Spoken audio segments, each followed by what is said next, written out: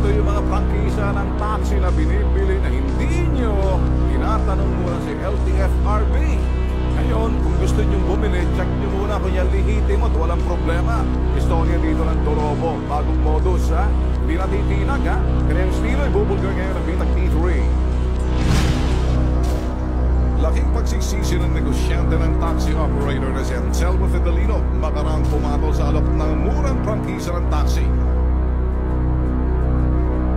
28 ng Desyembre noong nakarang taon nang alokin raw siya ng prangkisa ni Anastasio Romlon Royo.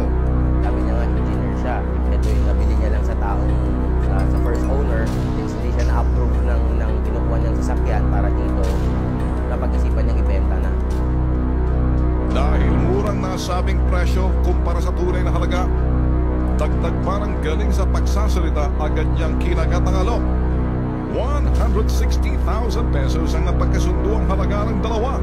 100,000 piso bilang paunang bayad. Actually, sa price na yun, sir, mura. So that's why hindi na ako nagpatagal. Sabi ko, baka mapunta sa iba. So, binili ko na siya. Kaya rin ako naniwala kasi nga, siya nag-uuntog sa akin na kahit i-verify mo ng ilang beses, legal yan.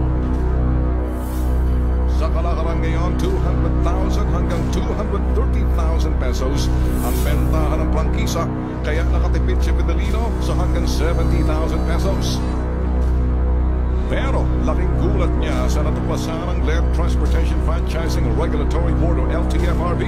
Lumalabas sa talaan ng ahensya ang kahalintulad ng nabili niyang prangkisa, pero may iba namang nagmamay-ari nito. Lumalabas rin sa verifikasyon ng LTFRB na peke ang mga papeles na hawak niya. Pati plakang ibinigay sa kanya, palsipikado rin. Sinubukan niyang i-text at tawagan si Royo, pero hindi na siya nito sinasagot.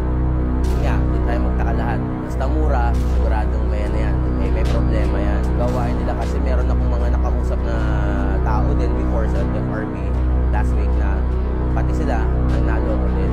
Hiningan siya ng malaking down. Then, doon niya nalaman na Becky pala yung franchise. Babalaan ang Bitag T3 sa publiko. Mag-ingat sa pakikipagtransaksyon sa taong ito. Tandaan ang bawat kanto ng kanyang mukha. Paulit-ulit ang paalala ng Bitag T3 bago pumatol sa mga alok na murang prangkisa. I-verify sa LTFRB ang totoong status ng nasabing prangkisa. Alamin sa LTFRB kung ito'y lehitimo at walang anumang problema. Magsisi muna sa umpisa. Huwag sa huli nang huwag mabitag na mga dorobo. Alam nyo to, Rafi, ito rin malipit to. No? Ewan natin kung kailan matututo ang taong bayan. Sa mga gustong bumili ng prangkisa, ano bang pagkaalam mo sa LTFRB? Sige nyo.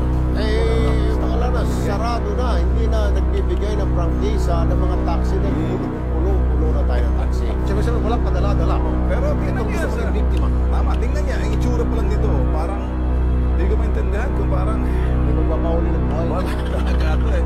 Ultimo tutok sa bahay ninyo, nanakawin itong pulo. Sa itsura pa nakita mo, ibenta ka ng prangkisa tatakbo. Ang parang matilipan na ako rin, pati tutok. Sabihin ko, iwan mong kaldero mo. Makikita yung tutok-tutok.